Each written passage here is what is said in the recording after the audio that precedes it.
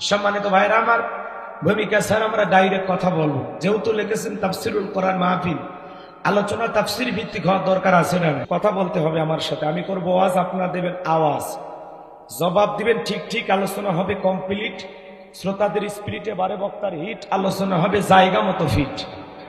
আগে বলতাম কিছু আজ প্যান্ডেলে কিছু আজ অ্যাঙ্গেলে, এখন আর অ্যাঙ্গেলে না, যা বলবো সব ডাইরেক্ট। অ্যাঙ্গেলে বলার দিন শেষ, ডাইরেক্ট বলার বাংলাদেশ। কথা বলে ঠিক না? সূরার নাম মুদ্দাসির, বলেন কি নাম? মুদ্দাসির। পবিত্র কোরআনুল কারীমের ৭৪ নম্বর সূরা, মোট আয়াত আছে ৫৬টি, রুকু আছে ২টি। বিশ্ব নবীর মক্কার জিন্দিগিতে এই সূরাটি নাজিল হয়েছে। একেবারে বিশ্ব নবীর জীবনের সূচনা লগ্নে এই সূরাটি নাজিল হয়েছে। চিৎকার মেরে বলুন সুবহানাল্লাহ। মুদ্দাসির মানে পোশাক পরিহিত। আমরা যে আয়াত কারিমাগুলো তিলাওয়াত করেছি, অনেকগুলো আয়াত, একটি আয়াতের আলোচনা যদি আমরা করি ১ ঘন্টা করে লাগবে। তাহলে আমি প্রায় বেশ কয়েকটি আয়াত কারিমা আপনাদের সামনে তেলাওয়াত করেছি। লম্বা করার সুযোগ নাই, যে কথাগুলো না বললেই নয়, যে কথাগুলো আমরা সহজে বললে বুঝবো সেভাবে আমি বলার চেষ্টা করব। আল্লাহ যেন তার এই গোলামকে বলার তৌফিক দান করেন, জোরে বলুন আমিন। আমার কোনো জ্ঞান নাই, জ্ঞান দেওয়ার মালিক কি? ক্বালু সুবহানাকা লা ইলমা লানা ইল্লা মা আল্লামতানা ইন্নাকা আনতাল আলিমুল হাকীম, বলুন সুবহানাল্লাহ। জ্ঞান দেওয়ার মালিক কে? এই যে আপনারা যে এই মাহফিলে বসেছেন, বলেন তো বাজান, এই মাহফিলে বসলে লাভ না লস? ৫০০ রাকাত নফল নামাজ পড়লে যে সব হয়, যারা কোরআন শোনার জন্য ১ ঘন্টা সময় ব্যয় করতে পারবেন, ৫০০ রাকাত নফল নামাজ পড়লে যে সব হয়, সেই সমপরিমাণ সব আল্লাহ তাআলা আপনাদের আমল নামায় লিখে দেবেন, বলুন সুবহানাল্লাহ। এই জন্য এই মাহফিলে বসলেই লাভ, বসলেই লাভ। যারা বসতে পেরেছেন তারা বড় ভাগ্যবান। আমার আল্লাহ রাব্বুল আলামিন বলেন, ওয়া ইযা কুরিয়াল কুরআনু ফাসতামিউ লাহু ওয়া আনসিতু লাআল্লাকুম তুরহামুন। সূরা আরাফ আয়াত নাম্বার ২০৪। আমার আল্লাহ রাব্বুল আলামিন জানিয়ে দিলেন, তোমাদের সামনে যখন কোরআন পাঠ করা হয়, কোরআনের আলোচনা করা হয়, চুপ করে কান লাগিয়ে মনোযোগ সহকারে কোরআনের কথাগুলো শ্রবণ করো। যারা চুপচাপ কোরআনুল কারীমের কথাগুলো শ্রবণ করবে, আমার আল্লাহ রাব্বুল আলামিন আসমান থেকে তাদের উপরে আল্লাহ রহমত বৃষ্টির মতো নাজিল করবেন, বলুন সুবহানাল্লাহ। তাহলে কোরআনের কথাগুলো শুনলে লাভ না ক্ষতি? আরেকটু জোরে বলেন, ওয়াযাক্কির ফাইন্না যিকরা তানফাউল মুমিনিন। সূরা জারিয়ার ৫৫ নম্বর আয়াত। আল্লাহ ডেকে বলেন, যারা আমার মুমিন বান্দা, তাদের সামনে যখন কোরআন দিয়ে ওয়াজ করা হয়, কোরআন থেকে উপদেশ দেওয়া হয়, এই কথাগুলো শোনার পরে আমার মুমিন বান্দাদের উপকারে আসবে, বলুন সুবহানাল্লাহ। তাহলে কোরআনের কথা শুনে প্যান্ডেলে রাখবেন নাকি বাড়ি পর্যন্ত নিয়ে যাবেন? কথা কয় না গো? বাড়ি পর্যন্ত নিয়ে যাওয়া দরকার আছে না নাই? আমার আল্লাহ রাব্বুল আলামিন বলেন, আল্লাযীনা ইয়াসতামিউনাল কাওলা ফায়াত্তাবিউনা আহসানাহু উলাইকাল্লাযীনা হাদাহুমুল্লাহু ওয়া উলাইকা হুম উলুল আলবাব। সূরা জুমার আয়াত নাম্বার 18। আল্লাহ রাব্বুল আলামিন বলেন, যারা মনোযোগ দিয়ে কোরআনের কথাগুলো শ্রবণ করে, এখান থেকে যেটা উত্তম কথা, ভালো কথা, সেটা আমল করার নিয়তে গ্রহণ করে, যারা ভালোটা উত্তমটা গ্রহণ করে, আমার আল্লাহ রাব্বুল আলামিন বলেন, উলাইকাল্লাযীনা হাদাহুমুল্লাহু, আমি আল্লাহ পাক তাদের জন্য হেদায়েতের রাস্তাটাকে সহজ করে দেব। ওয়া উলাইকা হুম উলুল আলবাব। কোরআন থেকে কেবলমাত্র তারাই উপদেশ গ্রহণ করে যারা হলো বুদ্ধিমান। সুবহানাল্লাহ বলেন। আমার বিশ্বাস মহেশপুরের মানুষ বুদ্ধিমান, ঝিনাইদহের মানুষ বুদ্ধিমান। বুদ্ধি আছে আপনাদের? কথা কয় না, কথা কয় না। বুদ্ধি আছে না নাই? বুদ্ধি ছাড়া মানুষ চলে? একটা পাগলেরও বুদ্ধি আছে, একটা শিশুরও বুদ্ধি আছে। কথা কয় না। রাগ করতেছেন আপনারা? কম বেশি সকলকেই আল্লাহ তাআলা আকল দিয়েছেন, জ্ঞান দিয়েছেন। আশা করি এখান থেকে ভালো যে কথাগুলো বলবো সেটা গ্রহণ করে বাড়ি পর্যন্ত নিয়ে যাবে ইনশাআল্লাহ। বক্তা শ্রোতা সবাইকে আল্লাহ পাক আমলের নিয়তে কথাগুলো বলার এবং শোনার তৌফিক দান করুন, জোরে বলুন আমিন। আমি কথা বলবো আল্লাহর কোরআন থেকে। এই কোরআনের মধ্যে কোনো ভেজাল আছে? জোরে বলেন, ভেজাল আছে? মিথ্যা আছে? ধোঁকা আছে? থাকবে কি করে? কিতাবটি নাজিল করেছেন কে? সে আল্লাহ রাব্বুল আলামিন বলেন, যালিকাল কিতাবু লা রাইবা ফি, এটি এমন একটি কিতাব, সেই কিতাবের মধ্যে কোনো সন্দেহ নাই, কোনো সংশয় নাই, কোনো মিথ্যা নাই, কোনো ধোঁকা নাই। There is no doubt. বলুন আল্লাহু আকবার। হুদাল্লিল মুত্তাকিন, মুত্তাকি বান্দাদের জন্য গাইডলাইন হিসাবে, পথ প্রদর্শক হিসাবে আসমান থেকে কিতাবটি নাজিল করেছেন কে? সেই কিতাবের আলোচনা ধৈর্য নিয়ে শুনবেন তো ইনশাআল্লাহ। আল্লাহ শোনার এবং আমি গুনাহগারকে বলার তৌফিক দান করুন। জোরে বলুন আমিন। আমা তৌফিকি ইল্লা বিল্লাহ। আল্লাহর উপরে তাওয়াক্কুল করে, আল্লাহর উপরে ভরসা করে আমরা আলোচনা শুরু করছি। জবান ছেড়ে সবাই একটু মহাব্বতে আমার সঙ্গে তেলাওয়াত করুন। আউযু বিল্লাহি মিনাশ শাইতানির রাজীম। বিসমিল্লাহির রাহমানির রহিম। বিতাড়িত মুর্দার শয়তানের কাছ থেকে আল্লাহ পাকের কাছে আশ্রয় প্রার্থনা চাচ্ছি। পরম করুণা অসীম দয়ালু আল্লাহ তাআলার নামে শুরু করছি। আমরা যে কোনো কাজ শুরু করব কার নামে? একটু জোরে বলেন না, কার নামে? আল্লাহর নামে কাজ শুরু করলে কল্যাণ আছে না নাই? বরকত আছে না নাই? তাহলে শুরু হয়ে গেল আলোচনা। আমার আল্লাহ রাব্বুল আলামিন বলেন, কুল্লু নাফসিন বিমা কাসাবাত রহিনা। আরো আস্তে কোন আল্লাহু আকবার। আচ্ছা, আমার কথা কি আপনারা কষ্ট পাচ্ছেন? ওয়ারাব্বাকা ফাকাব্বির, তাকবীর হবে রবের নামে, স্লোগান হবে রবের নামে। যেই জমিনে আল্লাহর শ্রেষ্ঠত্ব বরত্ব ঘোষণা করা হয়, সেই জমিনে কখনো শয়তানি শক্তি টিকতে পারে না। এজন্য লিখেছেন তাফসিরুল কোরআন মাহফিল। আমি কি ঘটনা বলবো নাকি তাফসির শুনবেন? তাহলে কথা বললেন একটু মহাব্বতে। আমি আয়াতগুলো শেষ করলে একটু তাকবীর দিবেন, দিয়ে আমাকে একটু সচেতন করবেন, আমাকে একটু জাগ্রত রাখবেন, আমার ভিতরে ধাক্কা দিয়ে বুঝাবেন, হুজুর এটা ওয়াজ করার মাঠ, এটা ঘুমানোর খাট না। কথা কি বুঝতে পারছেন? পারবেন তো ইনশাআল্লাহ? তাকবীর দেন, লিল্লাহি তাকবীর। একটু হাত উঁচু করেন তো, সবাই উঁচু করেন তো। আমার মতো মুষ্টি পাকান, সবাই মুষ্টি পাকান, ছেড়ে দেন, ছেড়ে দেন। হাতটা বুকের কাছে মুষ্টি পাকায় নিয়ে আসেন। আমি বলবো লিল্লাহি তাকবীর, হাত দুটো উঁচু করে বলবেন আল্লাহু আকবার। পারবেন তো? এত জোরে আওয়াজ দেবেন আশেপাশের লোক শুনে যেন ঘুম ভেঙে যায়, শয়তান থাকলে যেন বর্ডার খোঁজে পালানোর জন্য। পারবেন তো ইনশাআল্লাহ? Ready ready. লিল্লাহি তাকবীর। আরেকবার হাত নামান, লিল্লাহি তাকবীর। আল্লাহ কবুল করুন। জোরে বলুন আমিন। আমার ভাইয়েরা, আমার আল্লাহ রাব্বুল আলামিন বলেন, কুল্লু নাফসিম বিমা কাসাবাত রহিনা। আল্লাহু আকবার।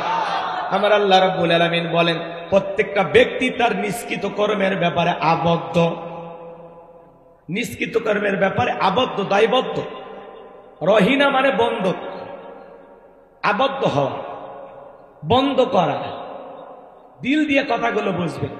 কুল্লু নাফসিম বিমা কাসাবাত রহিনা। প্রত্যেকটা ব্যক্তি তার নিজ কৃতকর্মের ব্যাপারে আবদ্ধ থাকবে।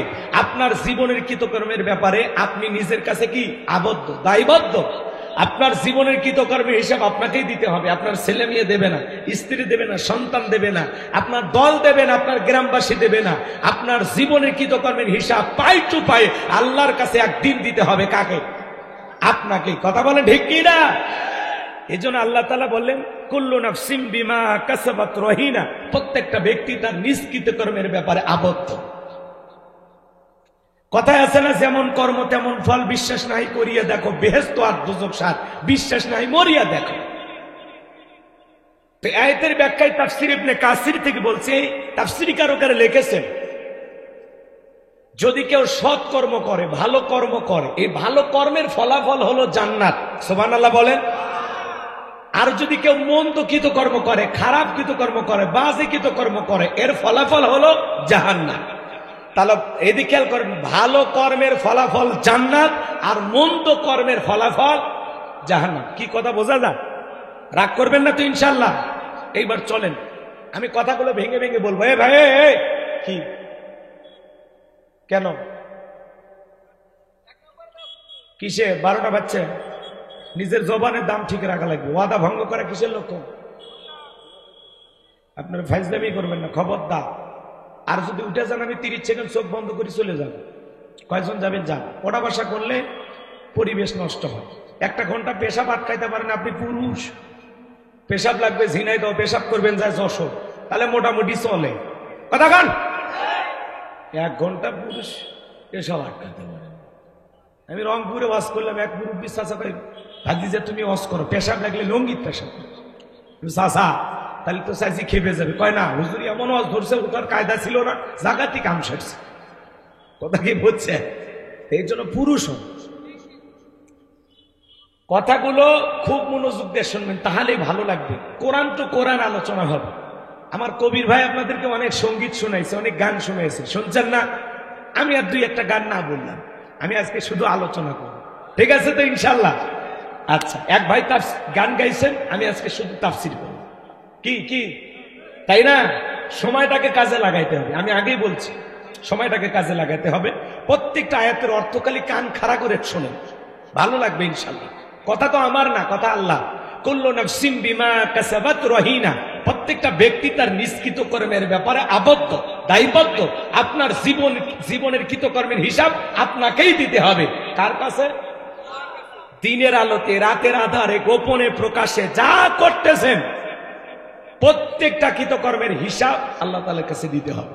এই যে ক্যামেরা দিয়ে আমার আলোচনা রেকর্ড করা হচ্ছে, 6 মাস পরে এই ক্যামেরার যদি মেমোরি থাকে, বলেন তো বাজান, এই আলোচনা শোনা সম্ভব কিনা? মানুষ যদি দুনিয়ার ক্যামেরার মধ্যে এত কথা ধারণ করতে পারে, এই বুদ্ধি যদি মানুষের মাথার মধ্যে থাকতে পারে, আপনাকে আমাকে কন্ট্রোল করার জন্য আল্লাহরও ভিডিও আছে না নাই? সিসি ক্যামেরা আছে না নাই? কিরামান কাতিবিন ইয়ালামুনা মা তাফআলুন, সম্মানিত 2 জন লেখক ফেরেশতা, এদের নাম কিন্তু কিরামান কাতিবিন না, এরা হলো সম্মানিত 2 জন লেখক ফেরেশতা। আপনি যত ভালো কাজ করবেন, ডান কাঁধে থাকার ফেরেশতা আপনার ওই নেক আমল লেখে।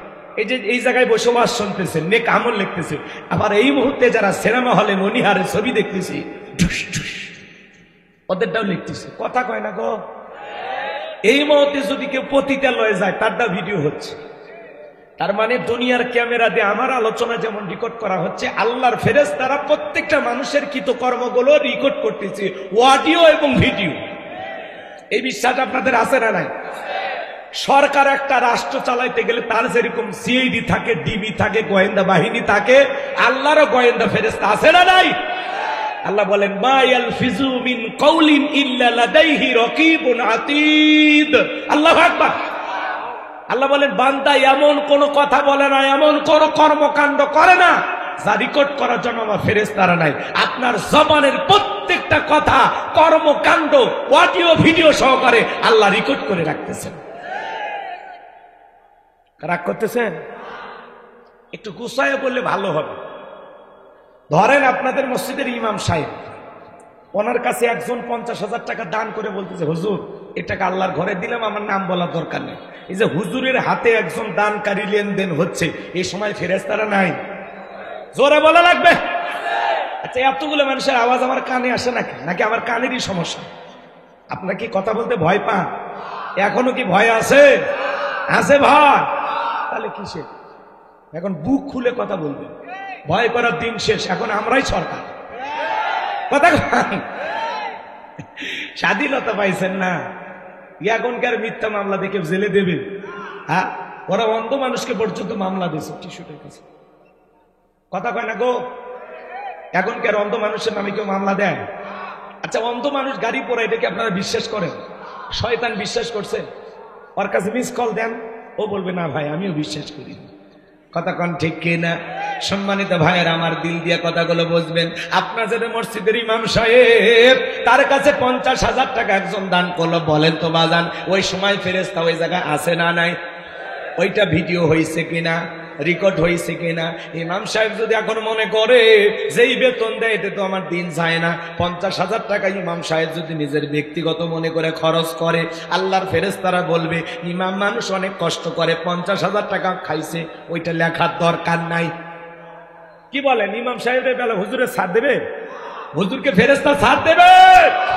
ইমাম সাহেব যদি এটা মসজিদের কাজে লাগায়, এটা উদাহরণ দিচ্ছি, কোন ইমাম এরকম খায় না, ইমামেরা ভালো মানুষ। আল্লাহু আকবার কর। এটা উদাহরণ মানুষকে বোঝানোর জন্য। শোনেন, ইমাম সাহেব যদি এটা মসজিদের কাজে লাগায় সেটাও লিখবে, আবার ইমাম সাহেব যদি নিজের ব্যক্তিগত মনে খরচ করে সেটাও লিখবে। আরে ভাই 50,000 বাদ দেন, 5 টাকাও যদি মসজিদের মগ থেকে দান বক্স থেকে নিয়ে যায়, হুজুর যদি একটা পানের খিলি কিনে খায়, ওই ব্যাপারেও আল্লাহর কাছে হিসাব দেওয়া লাগবে। কথা বলেন ঠিক কিনা? এবার চলেন মাদ্রাসার হুজুরের কাছে যাই। মাদ্রাসার হুজুর, ওনার কাছে একজন একটা ছাগল দিল, হুজুর ছাগলটা সদকা দিলেন, এতিম বাচ্চাদেরকে জবাই করে খাওয়াই দিলেন। এখন হুজুর ছাগল জবাই করার পরে দেখলো 14 কেজি গোস্ত হয়েছে। চিন্তা করলো অনেকদিন ধরে বাড়িতে গোস্ত বাড়াই না, ওখান থেকে 5 কেজি যদি বাড়িতে পাঠাই, ফেরেশতারা লিখবে না? না, বলবে মাদ্রাসা অনেক কষ্ট করে, হুজুর এটি লেখার দরকার নেই, এটা রাইখে দিই। তার মানে হুজুরের এদিক খেয়াল করবে, হুজুর যদি ওই 14 কেজি গোস্ত মাদ্রাসার বাচ্চাদেরকে রান্না করে খাওয়ায় সেইটাও লিখবে, আবার হুজুর যদি ওখান থেকে 5 কেজি বাড়িতে পাঠাই সেই ব্যাপারে হুজুরকে আল্লাহর কাছে জবাব দিতে হবে। ফেরেশতারা একটু চুল পরিমাণ এদিক সেদিক করবে না। আরে ভাই 5 কেজি দূরের কথা, 50 গ্রাম গোস্ত যদি হুজুর এদিক সেদিক করে সেই ব্যাপারে আল্লাহর কাছে হুজুরকে জবাব দিতে হবে। আমার কথা কি বোঝেন? আমি একটু উদাহরণ দিয়ে কথা বলতে ভালোবাসি। এখন আপনারা বুঝলে আলহামদুলিল্লাহ, না বুঝলে আমার কথা কিচ্ছু নেই, এটাই আমার ওয়াজের সিস্টেম। অনেকের মাথায় এবার এগুলো ধরে না। এবার চলেন শোনেন, ইমাম সাহেব যা করে ওই জায়গায় ভিডিও হয়, মাদ্রাসার হুজুর যা করে সেইখানে ভিডিও হয়। খালি নেতারা যখন চাল টাল বিতরণ করে ওই সময় কিন্তু ভিডিও হয় না, ফেরেশতারা ভয়ের সাইডে থাকে। হ্যাঁ, চালের কাঠে লেখা আছে 50 কেজি, এখন চেয়ারম্যান সাহেব দিল মাত্র 30 কেজি, বাকি 20 কেজি মাইরে দিছে। মাইরে দাও, বোঝেন তো? চাল পাইছে 700 বস্তা, 500 বস্তা আগেই বিক্রি করছে। কথা কয় না গো? আর 200 বস্তা নিয়ে এসে কোনো মতে দিয়ে খালি ভিডিও আর ওই পেপার একটু নিউজ, এটা করার জন্য 200 বস্তা দেয় বাধ্য হয়ে। কথা কয় না? এখন চাল পাওয়ার কথা 50 কেজি, সে জায়গায় যদি 30 কেজি বিতরণ করে, যে কাঠ নিয়ে চাল নিল গরিব মানুষ, ও বলতেছে ভাই আমি তো 50 কেজি পাইতে 30 কেজি দিলেন, বাকি 20 কেজি কয় এগুলো কর্মী পালতে অনেক টাকা লাগে, ওদের মোটরসাইকেল তেল কিনে দেওয়া লাগে, বেশি বোঝো তুমি, বেশি কথা বলে বাকি 30 কেজি রেখে দেবে। কথা কন ঠিক কিনা? এই যে চেয়ারম্যান সাহেব এই যে আচরণটা করলো, ফেরেশতারা নাই, ভিডিও হয়েছে না, রেকর্ড হয়েছে না? রেকর্ড হয়েছে। চেয়ারম্যান সাহেব যদি 50 কেজি জনগণের আমানত 50 কেজি বুঝায় দেয়, সেইটাও আল্লাহর ফেরেশতারা লিখে রাখবে, চেয়ারম্যানের কপাল খুলবে। আবার চেয়ারম্যান যদি দুর্নীতি করে 50 কেজির জায়গায় 30 কেজি দিয়ে 20 কেজি মাইরে দেয়, ওই জায়গায় চেয়ারম্যানের কপাল পুড়বে। ওই 20 কেজির ব্যাপারে আল্লাহর কাছে হিসাব দেওয়া লাগবে। কিয়ামতের ময়দানে অনেক নেতা চাল ডাল ডেউটিন সহ কিয়ামতের ময়দানে হাজির হবে। মানুষ দেখে বুঝবে এই সেই নেতা যে দুর্নীতি করছে, চুরি করছে, 11 লক্ষ কোটি টাকা দুর্নীতি করে বিদেশে পাচার করেছে, যা ইচ্ছা তাই করেছে, বেগম পাড়া বানাইছে, ব্যাংকে কারি কারি টাকা। কথা বলেন না কেন? আজকে কই গেছে ওদের? এজন্য জুলুম করতে নাই, জুলুমের শেষ পরিণতি পরাজয়, আর মাজলুমদের শেষ পরিণতি হলো বিজয়। কথা বলেন ঠিক কিনা? জনগণের আমানতের খেয়ানত করতে নাই। ক্ষমতা আল্লাহ দেয়া নিয়ামত, জনগণের দেয়া আমানত। নিয়ামত পেয়ে প্রশংসা আদায় করা লাগে, আমানতের দায়িত্ব সঠিকভাবে পালন করা লাগে। আমানতের খেয়ানত করলে আল্লাহর কাছে জবাব দিতে হবে কিনা বলেন আমার ভাইয়েরা? তাহলে নেতা যা করে সেইটা ভিডিও হয়, খালি যুবকেরা যা করে আল্লাহর ফেরেশতারা ভিডিও করে না। একটা যুবক পার্কে বান্ধবীর হাত ধরে বসে আছে, ওই জায়গায় ফেরেশতা নাই না? পার্কে কিন্তু ফেরেশতারা শর্মেই যায় না, যেখানে পোলা পান বাচ্চা মানুষ কি করে না করে দরকার নেই। আর 14 ফেব্রুয়ারির দিনে সব ফেরেশতা তো ছুটি যায় না, কি কন? ফেরেশতাদের ছুটি আছে, ঘুমায়, খায়। খাইতে গেলে তো আধা ঘন্টা অকাম বদকাম করতে নেই, আধা ঘন্টা লিখতে পারত না। ওরা খায়ও না, ঘুমায়ও না, 24টা ঘন্টায় লিপিবদ্ধ করা হচ্ছে। কথা বলে ঠিক কিনা? এই যে মাহফিলে বসে যদি আপনারা ভালো চিন্তা করেন, ভালোটাও লেখা হবে, মন তো চিন্তা করলে ওইটাও লেখা হবে। এই যে ওটা বসা কিসব করেন কি?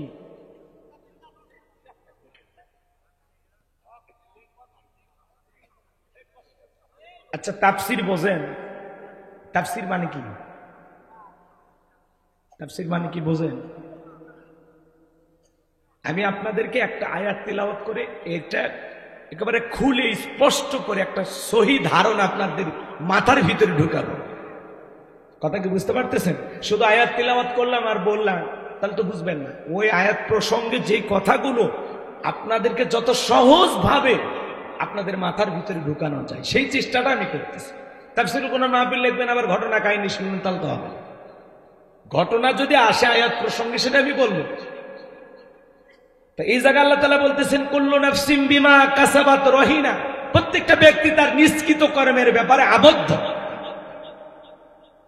এই আবদ্ধ আপনি আমি জীবনে যা যা কর্মকাণ্ড করতেছি দিনের আলোতে রাতের আধারে গোপনে প্রকাশ্যে, এই জিনিসগুলো আমি ভেঙে বলতেছি। ইমামের কথা বলতেছি, মুতামিমের কথা বলতেছি, যুবকদের কথা বলতেছি, নেতাদের কথা বলতেছি। তার মানে এই দুনিয়ার জীবনে আমরা যে যা করতেছি প্রত্যেকটার অডিও ভিডিও আল্লাহর কাছে আছে, সব লিপিবদ্ধ করা হচ্ছে। কথা বলে ঠিক? এই কথাগুলো ভেঙে আপনাদেরকে বলতেছি। কোন যুবক যদি পার্কে বসে হাত ধরে থাকে বান্ধবীর, বলেন ফেরেশতারা লিখবে না? এ যুবক মনে করে না জঙ্গল প্রেম করার জন্য মঙ্গল, জঙ্গলে কেউ না দেখলে একজন দেখেন তিনি কে? আরো জোরে বলেন কে? আমার ভাইয়ারা, তার মানে যুবকেরা যা করে লিপিবদ্ধ করা হয়। বাসর ঘরে যুবক দিন মোহর ভাগি দেয়। আপনাদের এলাকায় আছে কিনা জানি না। 1000 টাকার মোহরানা ধার্য করা হয়। 1000 টাকার মোহরানা। ছেলের নাম আবুল, দিয়েছে একটা নাকের ফুল, 1000 টাকা দাম, বলেছে কবুল। জীবন পুরোটাই ভুল, 99,000 টাকা বাকি, জনম দেবে ভাগি। বিয়ে করে বাসর ঘরে যুবক বসে আছে, সোফায় মেয়ে বসে আছে খাটে। আপনাদের এলাকায় শোনেন ভাই, আপনাদের এলাকায় বিয়ে শাদী হয়? যারা মোহরানা স্ত্রীকে দেওয়া নফল না ফরজ? ফরজ। প্রত্যেকটা পুরুষের দায়িত্ব তার স্ত্রীর মোহরানা পরিশোধ করা। মোহরানা পাওয়া নারীর অধিকার, আর এই অধিকার প্রতিষ্ঠিত করার দায়িত্ব পুরুষের। কথা বলে ঠিক কিনা? আর নাকে রুমাল যে আপনি বিয়ে করতে গেছেন তার মানে ধান্দা মোহরানা ফাঁকি দিবে। মোহরানা দেওয়া তো দূরের কথা, উল্টো শ্বশুর বাড়ির চাঁদাবাজি করে যৌতুক নেয় 1 লাখ, 1.5 লাখ, 2 লাখ টাকা। যারা যৌতুক নেয় এরা ছোট লোক। কতক্ষণ এরা কি ছোট লোক? কাঁচা পায়খানা খাওয়া যেমন হারাম, কন্যা পক্ষের কাছে জোর করে যৌতুক দাবি করা তেমনি হারাম। তো যৌতুক না খায় ওইটা খাবেন? তা তো খাবেন। আপনাদের এলাকায় আছে কিনা জানি না। এলাকার ছেলেরা অবশ্য যৌতুক নেয় না। এ যুবক, তোদের পায়ে হাত দিয়ে অনুরোধ করি, খবরদার। একটা মা বাবার 16 বছর 18 বছর একটা মেয়ে লালন পালন করে কলিজা ছিঁড়ে তোর হাতে ধরায় দিল। কেমনে পারিস সে শ্বশুর বাড়ির উপরে জুলুম করে যৌতুক নিতে? কথা বলো। এক ছেলে বউরে পিটাইতেছে, মানুষকে কেন পিটাও? কয় পিটাবো না। এই বেহায়া নারীর বাবা 1.5 লাখ টাকা যৌতুক দেওয়ার কথা, 1 লাখ টাকা দিয়েছে, আমি এখনো 50,000 টাকা পাই, শ্বশুর বাড়ির থেকে মানে হাল খাতা টাকা পাই। এরকম যুবক আছে না নাই? যারা যৌতুকের জন্য বউরে পিটায়, যৌতুকের জন্য শ্বশুর বাড়িতে জুলুম করে, এরা হলো ছোট লোক। এরা হলো কি বলে? ছোট লোক। আপনাদের এলাকায় যারা যৌতুক নিয়ে বিয়ে করেছেন, এখন সময় আছে রে যুবক, যৌতুকের টাকা শ্বশুর বাড়িতে ফেরত দিয়ে আসো। কি আছে?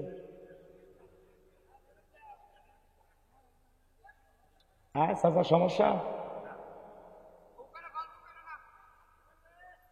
যৌতুক নেওয়া করলে সমস্যা নাকি? এগুলোরও ঝামেলা আছে। এক মাহফিলে গেলাম, হুজুর কি ওয়াজ করবো না? ভাই অবস্থা খারাপ, আপনারাই বলেন যেটা করলে ভালো হয়। তখন বলতে হুজুর আপনার মাহফিলে যুবক বেশি, তো দেখেন কি ওয়াজ করা যায়। আমি বিয়ে নিয়ে ওয়াজ করি। হ্যাঁ হুজুর খুবই ভালো। তো ওয়াজ করতে করতে এক সময় ধাম করে যখন যৌতুকের কথা বলতেছে, বলছে হুজুর ওই কথা বললেন না, কয়েকদিন আগে আপনার পাশে যে বসে আছে ও ছেলের বিয়ে দিয়ে 5 লাখ নিয়েছে। কথা বলছেন না? এই হলো ঝামেলা। হক কথা বলতে গেলে ঝামেলা আসে। কথা কন ঠিক কিনা? ভাই যৌতুক নেওয়া জায়েজ নাই, আপনি কেন নেবেন? আর হারামে কোনো বরকত নাই। শ্বশুর বাড়ি থেকে 1.5 লাখ টাকা নিয়েছেন না, ওইটা বিয়ের অনুষ্ঠান পাড়ি দিতে দিতে কোন দিকে যে খরচ হয়ে যাবে আপনি ওই টাকা খুঁজেই পাবেন। এই ওই টাকা নিয়ে কি লাভ? শ্বশুরের মনে কষ্ট দেওয়া। একটা মেয়েকে ফুটান্ত গোলাপের মতো আহা কত কষ্ট করে লালন পালন করে, কইরা তোমার মতো একটা অপরিচিত ছেলের হাতে তুলে দিল, ওনার বাড়ি চৌগাছা, আর বিয়ে দিল সেই গোপালপুর। আহারে চেনে না জানে না, তোমার হাতে তুলে দিল একটা জীবন্ত ফুটান্ত গোলাপ। ওর মা বাবা ওর খেদমত নিতে পারলো না, সারাটা জীবন এই নিয়ে তোর খেদমত করবে, তোমার পরিবারের খেদমত করবে। হে যুবক, তোমার পোশাক আশাক পরিষ্কার করবে, তোমার জন্য রান্না করবে, তোমার সন্তান গর্ভে ধারণ করবে, সারাটা জীবন সে তোমার জন্য উপকার করবে। ওর মা বাবা তো কিছুই পাইল না। পারলে তো শ্বশুরকে আর একটা মোটরসাইকেলে দেওয়া দরকার। আব্বা যে জিনিস আমারে দিয়েছেন, কথা কয় না, কথা কয় না, রাগ করেছেন মনে হয় আপনারা। আল্লাহ আমাদের সবাইকে সঠিক বুঝ দান করুন, জোরে বলুন আমিন। লম্বা আমি করবো না ভাইয়েরা আমার। বাসর ঘরে বৈশা আছে, স্ত্রী ডেকে বলে স্বামী কাছে আসো না। কেন? বলে না কাছে যাওয়া যাবে না। কেন? হুজুর বলেছে মহরানা পরিশোধ না করে স্ত্রীকে স্পর্শ করা যাবে না। মেয়েটা টেনশনে পড়ে গেল। স্বামী তোমার কাছে কি টাকা নাই? বলে না টাকা নাই। টাকা থাকলে কি আমি এর জায়গায় বসে থাকি?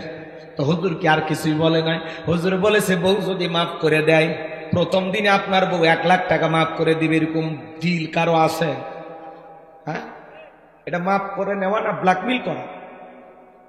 ট্যাবে ভাইলে মাফ নাইতেছে। মেয়েটা তো ইচ্ছা করে মাফ করেনি। মেয়ে চিন্তা করো বাপ মা গরু ছাগল জবাই করে 300 মানুষকে খাওয়াইয়া শ্বশুর বাড়িতে পাঠাইতে, স্বামী যদি কাছে না আছে, ও 7-8 টাকা দেখি করবে, তখন বাধ্য হয়ে মাফ করে দেয়। এই সময় ফেরেশতারা ভিডিও করছে কিনা, রেকর্ড হয়েছে কিনা? বাঁচার উপায় নাই রে যুবক। এখন যারা বিয়ে করেছো মহরানা পরিশোধ করো, যে কয় টাকা বাকি আছে আগে ওইটা পরিশোধ করো।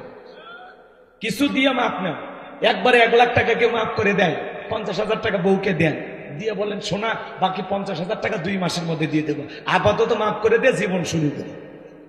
কথা ক্লিয়ার? আর যারা মহারানা না দিয়ে স্ত্রীকে সারাটা জীবন এইভাবে ঘর সংসার করে যাবেন, কঠিন কিয়ামতের ময়দানে জিনাকারী নারী পুরুষের কাতারে আল্লাহ তাআলা আপনাকে দাঁড় করাবে। এখনো সময় আছে। সাধ্য অনুযায়ী, সামর্থ্য অনুযায়ী যতটুকু পারেন বইয়ের মহারানা পরিশোধ করে দেবেন ইনশাআল্লাহ। আল্লাহ বোঝার তৌফিক দান করুক, জোরে বলুন আমিন। আল্লাহ রাব্বুল আলামিন বলেন কুল্লু নাফসিম বিমা কাসাবাত রাহিনা। প্রত্যেকটা ব্যক্তি তার নিষ্কৃত কর্মের ব্যাপারে আবদ্ধ থাকবে। আপনার জীবনের কৃত কর্মের হিসাব আপনাকে দেয়া লাগবে। খাদ্যে ভেজাল দিলে হিসাব দেওয়া লাগবে, দুধে পানি মিশাইলে হিসাব দেওয়া লাগবে, জমির আল ঠেললে হিসাব দেওয়া লাগবে। এক ছেলেকে কম দিবেন, আর এক ছেলেকে বেশি দিবেন, ছেলেরে বেশি দিবেন, মেয়েরে কম দিবেন, আল্লাহর কাছে হিসাব দেওয়া লাগবে। কথা কর। আরো কত সমস্যা সমাজে আছে বাজার, কয়টা কথা বলবো, বলতে গেলে তো সারা রাত চলে যাবে, অত কথা বলার সময় নাই। আমার ভাইয়েরা, যার অন্তরে আল্লাহর ভয় আছে, খাদ্যে ভেজাল দেওয়া যাবে না, ওজনে কম দেওয়া যাবে না, দুধে পানি মেশানো যাবে না, সুদ খাওয়া যাবে না, ঘুষ খাওয়া যাবে না, মা বাবাকে কষ্ট দেওয়া যাবে না, বিবির হক নষ্ট করা যাবে না, ছেলে মেয়ের হক নষ্ট করা যাবে না, পাড়া প্রতিবেশীর সাথে খারাপ আচরণ করা যাবে না। কথা কোন ঠিক কে না? দিল দিয়া কথাগুলো অনুধাবন করবেন। 3 বার হজ করছে, ট্রিপল হাজি। এরপরে জমির আল কাটে জমি বাড়ায়, এমন কায়দায় জমির আল কাটে মনে হয় ফুল সিরাত বানাইছে। আছে না নাই? হজে যাওয়ার আগে ছেলেদের বেশি বেশি সম্পত্তি দিয়া মেয়েরা ঠকায়, বলে মা খানায় কাবার গিলাপ ধরে তোর জন্য দোয়া করবো। ওরে হাজি বেটা, এখনই হয়েছে স্বাস্থ্য পাজি, আগে মেয়ের হক বুঝা দে, তারপরে হজ করতে যা। আর মেয়ের হক ফাঁকি দিয়া খানাই কাবার গিলাপ ধরে দোয়া করলে ওই হজ বাংলাদেশের বিমানবন্দর পার হবে না। আগে হক বুঝা দে। মেয়ে পাবে 2 বিঘা, দেয় 5 শতক। হক বুঝে দেন, আগে হক বুঝে দেন, হজ পরে। ফাঁকি বাজি কথা কম। আপনাদের এলাকা অবশ্য এরকম নাই। মাথায় মুখে দাড়ি টুপি সুদের টাকা লেনদেন করে। আপনার তো লজ্জা হওয়া উচিত। আল্লাহ হেদায়েত দান করুন। আমি আমার বিশ্বাস ঝিনাইদহে কেউ সুদ খায় না, এদিকের মানুষ আল্লাহর ওয়ালি নাই নাই। তাহলে আপনি যে যা করতেছেন শোনেন যুবক, 14ই ফেব্রুয়ারিতে কার অন্যা ধরে টান দিয়েছিস, ভিডিও কিন্তু আল্লাহর ফেরেশতারা করে রাখছে, হিসাব দেওয়ার জন্য রেডি থাকো। কথা কয়, কার পিছনে গোলাপ ফুল নিয়ে ঘোরাঘুরি করেছিস, ফেরেশতারা ভিডিও করে রাখছে। আল্লাহর কাছে জবাব দিতে হবে। প্রথম আয়াতের আরো অনেক কথা আছে, আপনারা জবাব দিচ্ছেন কম, এই জন্য পরের আয়াতে চলে গেলাম, কষ্ট হয়। আল্লাহ রাব্বুল আলামিন বলেন ইল্লা আসহাবাল ইয়ামিন, ডান পাশে যারা থাকবে তারা নিরাপদ। সুবহানাল্লাহ বলেন। আরেকটু জোরে বলেন সুবহানাল্লাহ। আমার আল্লাহ রাব্বুল আলামিন বলেন ওয়া কুনতুম আজওয়াদান সালাসা ফা আসহাবুল মাইমানাতি মা আসহাবুল মাইমানা ওয়া আসহাবুল মাশআমাতি মা আসহাবুল মাশআমা ওয়াস সাবিকুনাস সাবিকুন উলাইকাল মুকাররাবুন। সূরা ওয়াকিয়ার ভিতরে আল্লাহ পাক জানিয়ে দিলেন কিয়ামতের ময়দানে আল্লাহ তাআলা মানুষকে 3 শ্রেণীতে ভাগ করবে। এর মধ্যে যারা ডানপন্থী তারা হবে জান্নাতি। সুবহানাল্লাহ বলেন। ডান পাশে যারা থাকবে তারা হবে নিরাপদ। এজন্য আল্লাহ রাব্বুল আলামিন বলেন ইল্লা আসহাবাল ইয়ামিন ফি জান্নাতি ইয়াতাসাআলুন। আল্লাহ বলেন ডান পাশে যারা থাকবে তারা যাবে জান্নাতের বাগানে। সুবহানাল্লাহ বলেন। তারা জান্নাতের বাগানে প্রবেশ করবে। একজন জান্নাতি আর একজন জান্নাতীর সাথে পরস্পরে গল্পে লিপ্ত হবে। ফি জান্নাতি ইয়াতাসাআলুন। তারা প্রবেশ করবে জান্নাতের বাগানে এবং জান্নাতি একজন জান্নাতি আর একজন জান্নাতীর সাথে পরস্পরে গল্পে লিপ্ত হবে। বলুন সুবহানাল্লাহ। আমি আজকের মাহফিলের সভাপতি দোয়া করলাম আল্লাহ মুহিবুল আলম বিপু সাহেব, আল্লাহ ওরে সভাপতিকে যেই জান্নাত দেবেন আল্লাহ ওই একই জান্নাতে আমারেও কবুল করবেন। আল্লাহ যদি কবুল করে তাহলে জান্নাতের ভিতরে দুইজনের দেখা হয় না। উনি তখন বলে এই আপনি তো আমার এলাকায় ওয়াজ করতে গেছিলেন। হ্যাঁ, ওই আপনি ওই মাহফিলের সভাপতি ছিলেন। তাসের দুইজনে গল্প করি জান্নাতের বাগানে ভিআইপি চেয়ারে সভাপতি আর প্রধান বক্তা দুইজন মিলে গল্প করে। সুবহানাল্লাহ। কালকে বললে হবে। আমি দোয়া করলাম আল্লাহ আজকের মাহফিলে যত মানুষ আলোচনা শুনতেছে আল্লাহ সবাইকে আমাদের সবাইকে আপনি একই জান্নাতে কবুল করেন। জোরে বলেন আমিন। আল্লাহ যদি কবুল করে তাহলে জান্নাতের ভিতরে একে অপরকে দেখে আমরা কি করতে পারবো? চিনতে পারবো। আর চিনার পরে কি হয়? গল্প হয়। সুবহানাল্লাহ। আল্লাহ তাআলা সেই কথা বলতেছেন ফি জান্নাতি ইয়াতাসাআলুন। তারা জান্নাতের বাগানে প্রবেশ করবে, একে অপরের সাথে পরস্পরে গল্পে লিপ্ত হবে। সুবহানাল্লাহ। এখন জান্নাতীরা গল্প করে শোনেন। এই কথা শুনে তো অনেকের মন খারাপ হতে পারে। হ্যাঁ হুজুর দোয়া করলে জান্নাত অতই সহজ। মুসা নবী আল্লাহকে ডেকে বলে আল্লাহ আমারে কি আপনি জান্নাত দেবেন? আল্লাহ বলে নবী মানুষ কেন জান্নাত দেব না? অবশ্যই দেব। সুবহানাল্লাহ। নবী মুসা ডেকে বলে আল্লাহ আমার জানতে বড় ইচ্ছা হয় জান্নাতে আমার প্রতিবেশী কে হবে। কারণ প্রতিবেশী যদি ভালো হয় বসবাস করে শান্তি পাওয়া যায়। কথা কোন ঠিক কি না? আমাদের সমাজে দেখেন না এক প্রতিবেশী আর এক প্রতিবেশীর সাথে ঝগড়া কইরা যাতায়াতের রাস্তা বন্ধ করে দেয়। বলে আমার সাথে ঝগড়া করে আমার বুকের উপর দিয়ে হাঁটে যাবি, রাস্তা বন্ধ করে দিলাম, এখন মাথার উপর দিয়ে হাঁট। সামান্য জায়গার বড়াই করে। আহারে কপাল পোড়া মুসলমান। এই জায়গার মালিক কি আপনি? এ কথা কন না কে? এই জায়গার মালিক আপনি? এক জেলায় ওয়াজ করতে গেলাম, বলে হুজুর এইদিকে আমার বরাব্বার, এইদিকে আমার চাচার, এইদিকে আমার বাবা, এই এলাকাতে সব জায়গা আমাদের, আমাদের আর কারো জায়গা নেই। আমি তখন বললাম সব আপনাদের, সব। তখন বলতো হুজুর বুঝতে পারছি আপনি কি বলতেছেন, বুঝতে পারছি, চলেন। এই কথা বলে কয়েক মিনিট হাঁটেন, আপনার দেখাচ্ছি এই যে এলাকাতে আল্লাহরও জায়গা আছে। আমি তখন হাইটে 1 মিনিট পরে যা দেখি সুন্দর একটা মসজিদ। তখন বলতেছে হুজুর এই এলাকাতে আল্লাহর কোনো জায়গাই নাই, এই 10 শতক আমরা আল্লাহ দিচ্ছি, দিয়ে মসজিদ বানাচ্ছি। কথা কয় না, কথা কয় না। এরকম মুসলমান আছে না নাই? আচ্ছা মসজিদ যে জায়গায় হয়েছে ওই জায়গার মালিক কি? ওর বাড়িটা যে জায়গায় ওই জায়গার মালিক কি? এই যে মাহফিল যে জায়গায় হচ্ছে এই জায়গার মালিক কি? তাহলে আপনি যে একটা মানুষের যাতায়াতের রাস্তা বন্ধ করে দিলেন, মুসলমান আরো রাস্তায় যদি কোনো কাঁটা পাথর ইট পড়ে থাকে ওইটা টান দিলে সব পাওয়া যায়। আর আমি যদি আর এক মুসলমানের যাতায়াতের রাস্তা বন্ধ করে দিই সব হবে না গুনাহ হবে? এই মেয়ে আপনি 5 ওয়াক্ত নামাজে মাথা নত করে কপাল কালো করে লাভ আছে? চরিত্র ঠিক করেন, ব্যবহার ঠিক করেন। কথা কোন ঠিক কিনা?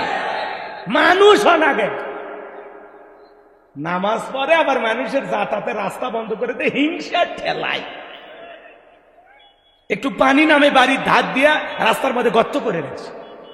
আমার বাড়ির ধার দিয়ে আমি পানি নামতে দেব না। মহেশপুর এলে টুকিটাকি ঝামেলা হয় না, না এলাকায় হয় না ভাইলে ঝামেলা আছে নাই নাই এলাকাত নাই ওটা আমি আমার এলাকার কথা বলতেছি এলাকার কথা বলে মার খাবো নাকি হইলে মানিয়ে নেন তাহলে বুঝে যাবেন বাস্তবে মিলে যাচ্ছে হয়েছে আর কেউ পারবে না ব্যাটটা আছে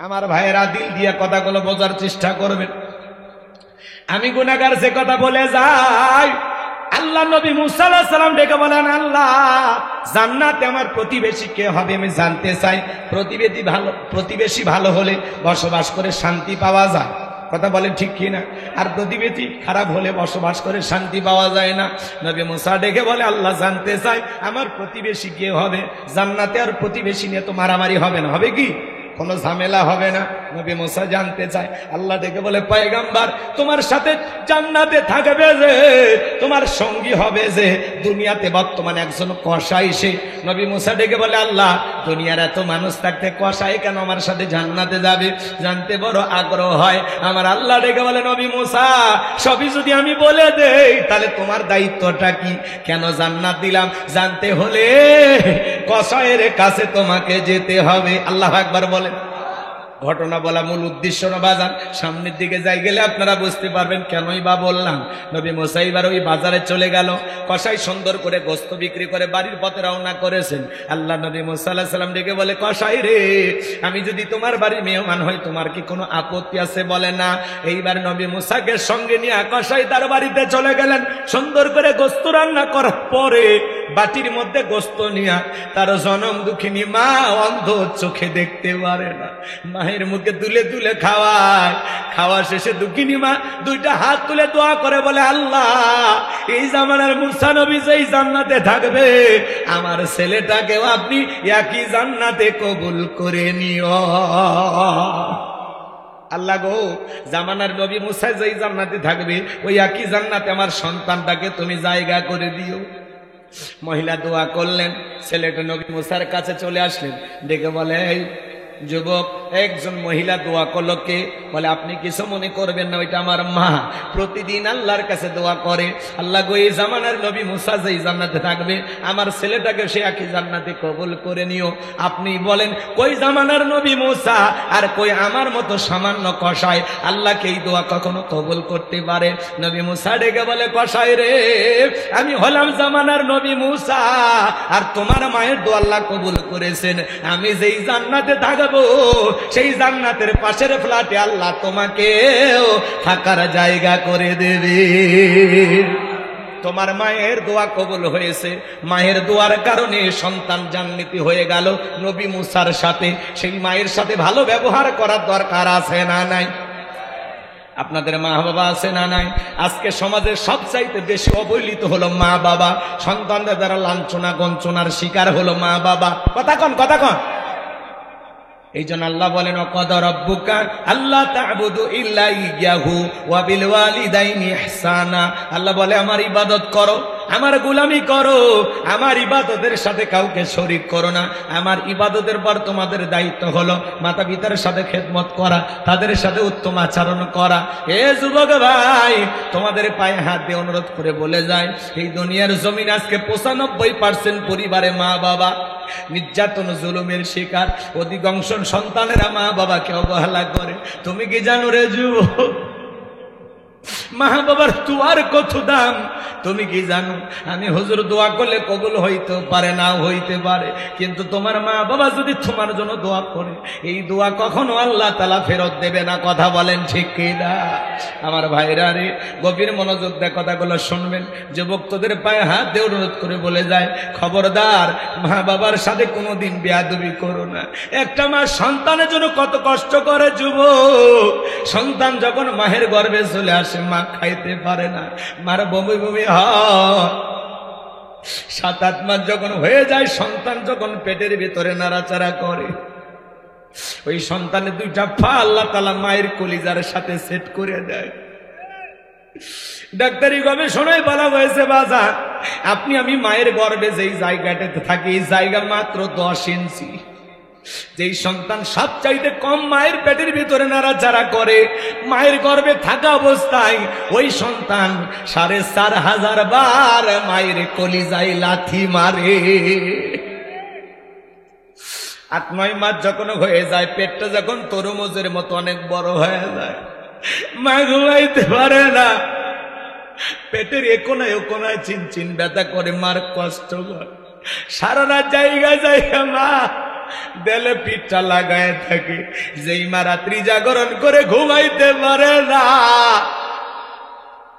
আমার ভাইয়েরা, যেই মা রাত্রি জাগরণ করে ঘুমাইতে পারে না, সারা রাত জায়গা নফল নামাজ বলে যে সব হয়, মায়ের আমল নামায় আল্লাহ সেই সব লিখে দেয়।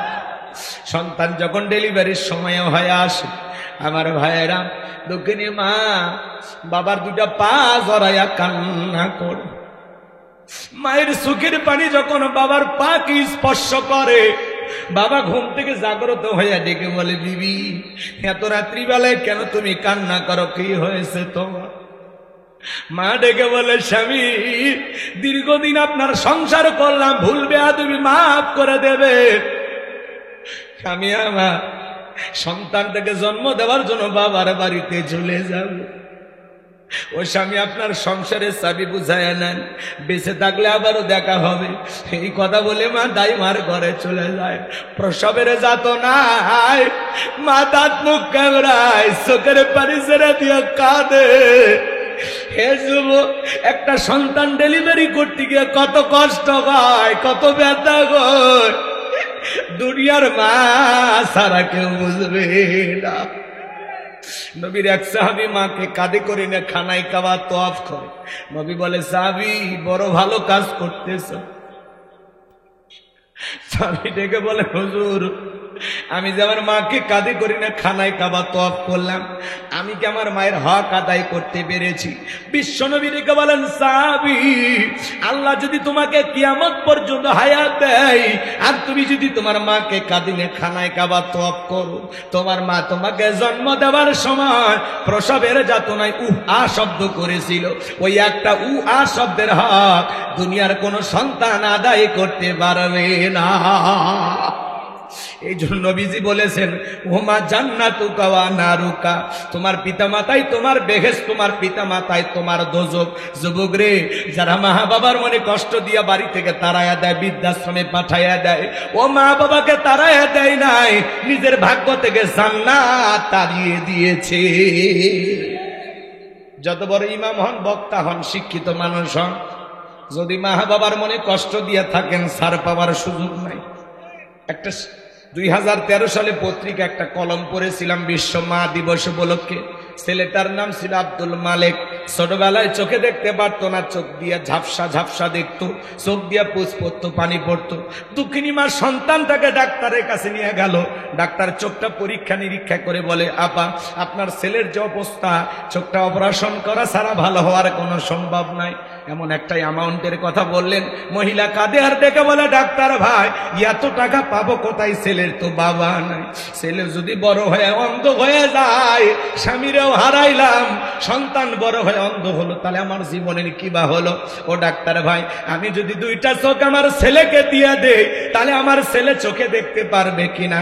বলে, আপা এও সম্ভব। আমার ভাইয়েরা, দিল দিয়ে কথাগুলো বোঝার চেষ্টা করবেন। একবার দুঃখিনী মা সন্তানকে দুইটা চোখ দান করে দিল। ছেলেটা আস্তে আস্তে বড় হয়, পরীক্ষা দেবে। মা দুধের গিলাস নিয়ে ছেলেটার রুমের ভেতরে প্রবেশ করেছে। ছেলেটা ডেকে বলে, মা বেশি বেশি তুমি আমার ঘরে ঢুকবা না, তোমার চোখ দিয়ে পুষ পরে, পানি পরে, মা তোমার চোখের রোগটা আমার চোখে পার হতে পারে। দক্ষিণী মা বুকটা ফাইটা যায়, মনে কষ্ট পায়, মনের দুঃখ মনে চেপে রাখে, সন্তানকে কোনো কিছু বলে না। ছেলেটা আমার ভাইয়েরা পরীক্ষা দিয়ে ভালো রেজাল্ট করেছে, চাকরির সন্ধানে ঢাকায় চলে গেল। ঢাকায় গিয়ে চাকরি পাইছে, সুন্দরী মেয়ে দেখে বিবাহ করেছে। কিন্তু গ্রামের বাড়িতে দুঃখিনী মা পড়ে আছে, মায়ের আর কোনো খোঁজ খবর নাই। বৃদ্ধ মা অসুস্থ হয়ে পড়ে গেছে, মনে হয় আর দুনিয়াতে বেশি দিন আমি বাঁচবো না। মা চিন্তা করলো, সেই ছেলেটার জন্য সোনার যৌবনটা নষ্ট করলাম, দুনিয়াতে এত কষ্ট করলাম, মরার আগে অন্তত একবার সেই ছেলের মুখটা দেখে আমি মরতে চাই। কি ভাই, যে আপনারা বড় অস্থির, এত অস্থির মন মানসিকতা নিয়ে মাহফিলে আসেন। টিকটক দেখে 2-1 মিনিট গান শুনছেন না? হাসির কথা শুনছেন, শুনে মনে করছেন হুজুর মনে হয় ওগুলোই করে। আল্লাহ আল্লাহ আল্লাহ, মাহফিলগুলো হেদায়েতের জন্য। যারা উঠে যাচ্ছে এরা তো মা বাবার সাথে ভালো সম্পর্ক আছে বলে আমার মনে হয়। কয় হুজুর আমার মা বাবা যে খারাপ আপনি জানেন? মা বাবা যদি কাফের বেঈমানও হয় তবুও তাদের সাথে খারাপ আচরণের কথা ইসলাম বলেন। আপনার মা বাবা আপনারে ঠকাইলে সেই হিসাব মা বাবা দেবে, আপনি হিসাব নেওয়ার কি? আপনাকে আল্লাহ যে দায়িত্ব দিয়েছে, রব যে দায়িত্ব দিয়েছে সেটা পালন করেন। আল্লাহ কি বলেন? অকুল্লাহুমা কওলান কারীমা, সম্মান সূচক আচরণ করো, নম্র ভদ্র হয়ে মা বাবার সাথে কথা বলো। মা বাবার দিকে গালি দেওয়া যাবে না, চোখ রাঙানো যাবে না, বাজে কথা বলা যাবে না। কারণ বাবা হলো বটবৃক্ষ আর মা হলো সেই বটবৃক্ষের মূল শিকড়, যেখান থেকে আমাদের জন্ম হয়েছে। এই দুইটা মানুষ পৃথিবীর নিঃস্বার্থ ভালোবাসে, এদের ভালোবাসায় কোনো স্বার্থ থাকে না। এই গ্রামে যদি আমি এখন ওয়াজ বন্ধ করে যাই, প্রত্যেকটা পরিবারে খবর নেই, দেখবেন অধিকাংশ মা বাবা সন্তানদের বিরুদ্ধে পাহাড় পরিমাণ অভিযোগ দেবে। কথা বলেন না? তাহলে এই কথাগুলো তো হেদায়েতের নিয়তে শুনতে হবে। আমি তো আমার জন্য কথা বলতেছি না, কথা বলতেছি আপনাদের জন্য। আমার মা বাবার সাথে আমার আচরণ অনেক ভালো, তারাই উল্টো আমারে ঝাড়ি দেয়। আমি আজ পর্যন্ত তাদের ঝাড়ি দিতে পারি না, কারণ ইসলাম আমাকে সেই অনুমতি দেয়নি।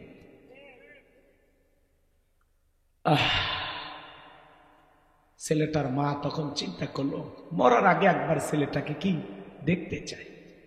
বন্ধু বান্ধবের কাছ থেকে ঠিকানা নিয়ে ঢাকায় চলে গেল। দারোয়ানকে যখন পরিচয় দিয়েছে, দারোয়ান গেটটা খুলে দিয়েছে। দুঃখিনী মা যখন বাড়ির ভিতরে প্রবেশ করেছে, ছেলেটা মাকে দেখার পরে চলে আসছে বাজার। দৌড়ে এসে বলে, মা কেন তুমি আমার শ্বশুর বাড়িতে এসেছো? মা যদি আমার স্ত্রী শাশুড়ি শ্বশুর দেখতে পারে, মা তোমার পরিচয়টা আমি দিতে পারবো না, তাড়াতাড়ি করে চলে যাও। এই কথা বলে দুঃখিনী মায়ের হাতে কিছু টাকা দিল। এই মুহূর্তে স্ত্রী চলে আসে, ডেকে বলে, স্বামী কার সাথে কথা বলো? এই সেরা শাড়ি পরা মহিলাটা তোমার কে? ছেলেটা মায়ের পরিচয় গোপন করে বলে, এই মহিলাটা আমার গ্রামের বাড়ির কাজের মহিলা। কন্যা উজবিল। স্ত্রী চলে গেল। দুঃখিনী মার দুই গাল বেয়ে চোখের পানি পরে আর ডেকে বলে, আব্দুল মালেক তোর বাবা যেদিন মারা আমার কাছে ঘুমাইতে না দিত, সে যদি তোর সাথে খারাপ ব্যবহার করত, এইটা দেখা সহ্য করার মতো শক্তি আমার না। এই জন্য আমি তোর মুখের দিকে তাকায়া মানুষের বাড়িতে চাকরের কাজ কইরা, চাকরানির কাজ কইরা তোর মুখে খাবার তুলে দিয়েছি, তোরে পড়াশোনা করাইছি। মাঝে মাঝে যখন অসুস্থ হইতিস রে বাবা, আমি মা সারা রাত জায়গা তোর সেবা করতাম। তাহাজ্জুদের যাই না, মাঝে চোখের পানি ছেড়ে দিকে দেখা যায় আল্লাহকে বলতাম, আল্লাহ আমার হায়াত নিয়ে হলে আমার আব্দুল মালিককে তুমি বাঁচাইয়া রাখো। আজকে বইয়ের সামনে মারে চাকরানি বানা দিলি রে বাবা। এই প্রতিদান যদি তোর কাছে পাবো, এটা যদি আমি কখনো জানতাম, কোনদিন তোর কাছে মায়ের পরিচয় নিয়ে দাঁড়াইতাম না। এই নে তোর টাকা, তুই পকেটে রাখ বাবা। আমি মা তোর টাকা নিতে আসি নাই, আমি আসছিলাম জীবনের শেষবারের মতো তোর মুখটা দেখার জন্য। দেখার স্বাদ মিটে গেছে বাবা, ভালো থাক, সুখে থাক। বুক ভরা ব্যথা নিয়ে আমি মা চলে গেলাম, আর কোনোদিন মায়ের পরিচয় নিয়ে তোর বাড়িতে আসবো না। এই কথা বলে জনম দুঃখিনী মা চলে গেল। অসুস্থ অবস্থায় বিনা চিকিৎসায় দুঃখিনী মা মারা গেল। এলাকার মানুষ ধইরা মারে দাফন করে দিল। কয়েক মাস পরে চাকরির প্রমোশনে এই ছেলেটা যখন এলাকায় আসছে, হঠাৎ করে মায়ের কথা মনে হয়ে গেছে। দরজায় ডাক দেয়, মা দরজা খোলো। দুঃখিনী মা দরজা খুলবে কিভাবে? আবার মা বলে ডাক দেয়। মা যেই খাসাই বসবাস করতো, খাসা আছে কিন্তু খাসার ভিতরে বসবাস করা মা নামের পাখি উড়াল দিয়েছে। পাশের বাড়ির চাষির ঘুম ভেঙে গেছে। কেবা তুমি মা মা বলে ডাক দাও। ডেকে বলে, চাষি আমারে চেনো না? আমি আব্দুল মালিক, আমার মা কথা। দেখে বলে, বাবা আসলি যখন এত দেরি করে কেন আসলি? তোর মা তো অনেক দিন আগে অন্ধকার কবরে চলে গেছে। ছেলেটা হাউমাউ করে কাঁদে আর বলে, চাষি বলেন না আমার দুঃখিনী মার কবরটা কোথায়? এইবার যখন মার কবর দেখা দিয়েছে, মার কবরের মাটি ধরে কান্না করেন, বলে, মা এত বড় ব্যথা দিলাম, এত কষ্ট তোর মনে দিলাম রে মা, একটা বার ক্ষমা চাওয়ার সুযোগ দিলি না। এইভাবে চলে যাবি মা, আমার জানা ছিল না রে মা, তুই আমারে মাফ করে দিস রে মা। মায়ের কবরের মাটি ধরে হাউমাউ করে কান্নাকাটি কর। শাশি ডেকে বলে, বাবা এইভাবে মা মা বলে কাঁদলে কি তোর মা কোনোদিন ফেরত আসবে? আয় আয় আমার কাছে আয়, তোর মা জীবনের একখানা চিঠি লিখে গেছে।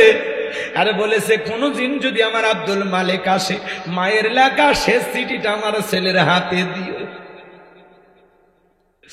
মালিক কাঁদে আর বলে, চাষি ও চাষি, আমার মায়ের লেখা শেষ চিঠিটা একটু আমারে দাও।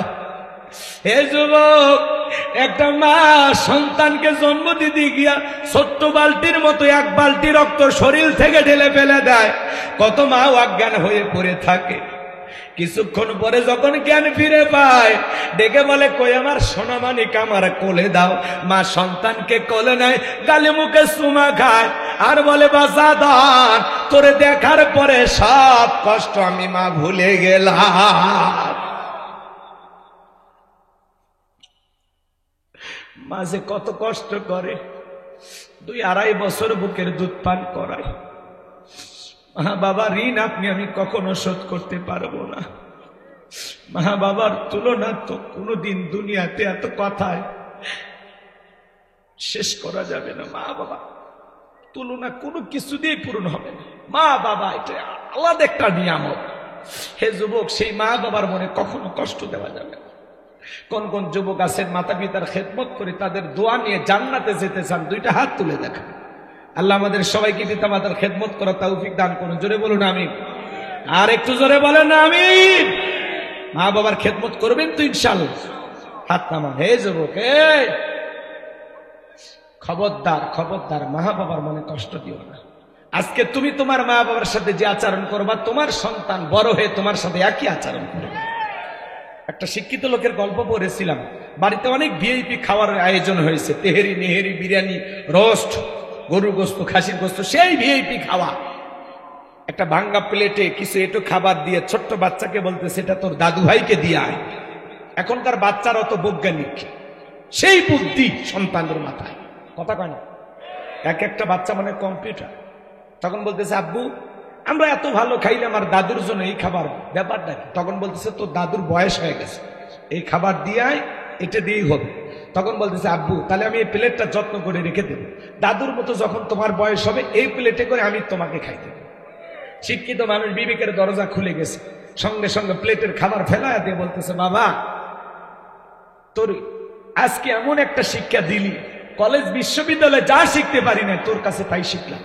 এই কথা বলে সন্তানকে বুকের সঙ্গে জড়ায় নিয়ে বাপকে যে স্টোরুমে ফেলায় দিছে, ওখান থেকে বিল্ডিং এর উপরে তুইলা সুন্দর করে গোসল করায় দিয়ে নতুন জামা পরে বাবাকে খুব আদর আপ্যায়ন করতেছে। স্ত্রী ডেকে বলতেছে, কি বাবা এ বৃদ্ধ মানুষটাকে আবার উপর তুলেন, কারণটা কি? তখন বলতেছে, আজ থেকে আমরা যা খাবো বাবা তাই খাবে, আমরা এই রুমে ঘুমাবো, পাশের রুমে বাবা ঘুমাবে, বাবার সাথে যদি করিস বাড়াবাড়ি 1 2 3 পাঠায় দেবো তোরে বাপের বাড়ি।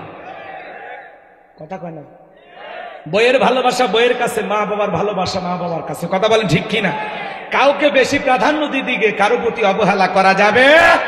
হে যুবক, শ্বশুর বাড়ির একটা পালসার ডিসকভার পায় পাগল হয়ে যায় না। একটা যৌতুকের মোটর সাইকেল পাইলে শাশুড়ির দরজায় ব্রেক করে ডাক দেয় আম্মা। শাশুড়ি কয় জামা একটা পাইছি, ছোটবেলায় মাদ্রাসায় পড়েছে, গুন্না মুখস্থ, কথা কয় না, কথা কয় না। শ্বশুরের দেখলে আব্বা কেমন আছেন, আব্বা কি খেয়েছেন, আব্বা কোথায় যাচ্ছে। শ্বশুর কয় মারাত্মক জামাই পাইছি, ছোটবেলায় মাদ্রাসায় পড়েছিল, কল কলার সব হরফ মুখস্থ। শ্বশুরক ডাকে আব্বা আম্মা, আর মা বাবার ডাকে বুড়া বুড়ি। তোর কপাল দাঁতিয়ার গুড়ি, মরার পরে ফেরেশতারা বাইরে ফুটে করবে ভুড়ি, জাহান্নামে হবে তোর বসত বাড়ি।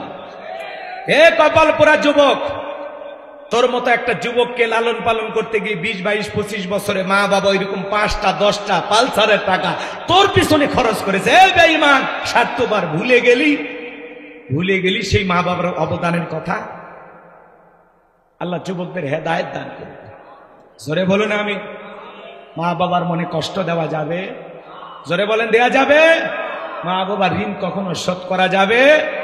রক্তে ভাসিয়া যাত নাই কাঁদিয়া আনলে মাগো আমায় এই দুনিয়ায়, তোমার ঋণ আমি কি দিয়ে শোধাই মাগো, তোমার ঋণ আমি কি দিয়ে শোধাই। দেখেছি পৃথিবীতে প্রথম মায়ের মুখ, পেয়েছি ভালোবাসাই পূর্ণ মায়ের বুক। বলতে পারি না কথা, মা বোঝে আমার ব্যথা, বলতে পারি না কথা, মা বোঝে আমার ব্যথা, তাই তো রেখেছো মা বুকেতে জড়াই, তোমার ঋণ আমি কি দিয়ে শোধাই মাগো, তোমার ঋণ আমি কি দিয়ে শোধাই। কখনো গভীর রাতে উঠলে আমি কেঁদে, বুকে মা শক্ত করে রাখতো আমায় বেঁধে। তোমার ওই দুধের দাম কে দেবে প্রতিদান, তোমার ওই দুধের দাম কে দেবে প্রতিদান, এই দুনিয়ায় মাগো আজ মেলে নাই, তোমার ঋণ আমি কি দিয়ে শোধাই মাগো, তোমার ঋণ আমি কি দিয়ে শোধাই। জোরে কর মারহাবা। কষ্ট হয় আমার ভাইরা, যুবক রে, বুলেট মারলে বুলেট মিস হতে পারে, কিন্তু মা বাবার দোয়া কোনোদিন মিস হতে পারে না। জীবনে যদি ভাগ্য খুলতে চাও, সফল হতে চাও, মা বাবার দোয়া নেও। কথা কয় না, কথা কয় না। মা বাবা যদি বদদোয়া করে, কোটিপতি থেকে আল্লাহ ফকিরপতি বানায় দিবে। আর মা বাবা যদি দোয়া করে, ভ্যান চালক রিক্সা চালক থেকে আল্লাহ কোটিপতি বানায়। এই জন্য যুবক, কখনো মা বাবার মনে কষ্ট দেওয়া যাবে না। তাহলে নবী মূসা আলাইহিস সালামের সাথে একটা কসাই জান্নাতে যাবে মায়ের দোয়ার কারণে। মায়ের দোয়ার পাওয়ার আছে না? জোরে বলেন আছে না? সেই মা বাবার সাথে আমরা কখনো অবহেলা করবো না। আজকে আমি আমার মা বাবার সাথে যা করব, আমার সন্তানও তাই করবে। বিদায় সাবধান, সাবধান। 2 দিন আগে আর পরে কোনো মা বাবাকে অবহেলা করা যাবে না। আমার ভাইয়েরা, লম্বা করার সুযোগ নাই, যে কথা বলতে চাচ্ছিলাম দিল দিয়ে কথাগুলো বুঝবেন। আমার আল্লাহ রাব্বুল আলামিন বলেন, ফি জান্নাতি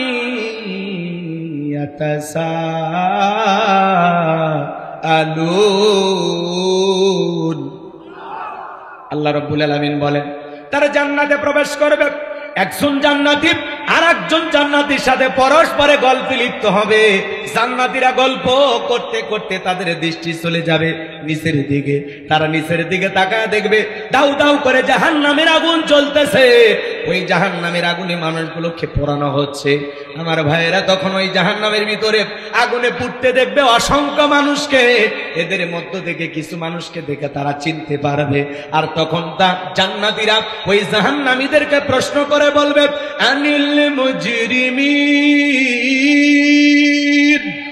হে অপরাধীরা, মা সালাকাকুম ফি সাকর, কোন অপরাধে, কি অপরাধে সাকর নামক জাহান্নামে তোমরা এসেছো? আনিল মুজরিমিন, অপরাধী সম্পর্কে তারা জিজ্ঞাসা করবে, মা সালাকাকুম ফি সাকর, কোন অপরাধে সাকর নামক জাহান্নামে তোমাদেরকে নিয়ে আসছে? দুনিয়ার জীবনে কেমন অপরাধ করছো যার কারণে তোমরা এই জাহান্নামের আগুনে চলতেছো? আমার ভাইয়েরা, ওই জাহান্নামের আগুনে যারা জ্বলবে পুড়বে, এই দুনিয়ার আগুনের চাইতে জাহান্নামের আগুনের পাওয়ার 70 গুণ বেশি। ওই জাহান্নামের আগুনে মানুষ জ্বলবে, পুড়বে, চেহারা হয়ে যাবে কয়লার মতো কালো। জাহান্নামের আগুন সহ্য করার শক্তি আমাদের কারো নাই। হযরত আবু হুরায়রা বলেন, আল্লাহ জাহান্নামের আগুনকে 1000 বছর জ্বালায় জাহান্নামের আগুনের কালার হয়েছিল সাদা, আবার 1000 বছর জ্বালায়া জাহান্নামের আগুনের কালার হয়েছিল লাল বর্ণ, আবার 1000 বছর জ্বালায়া জাহান্নামের আগুনের কালার হয়েছিল কৃষ্ণ বর্ণ। ওই জাহান্নামের আগুনে জ্বলবে, পুড়বে। কি আহা, জাহান্নামের কথা শুনে উঠে যান। জান্নাতের টিকিট তো আপনারা পাইছেন, আল্লাহ যেন আপনাদেরকে জান্নাতি হিসেবে কবুল করে। জোরে কোন আমি মুসাফির বদদোয়া দেব না, কিন্তু আমি বলবো মেহমানকে নিয়ে এসে এরকম করবেন না, তাহলে খারাপ লাগে।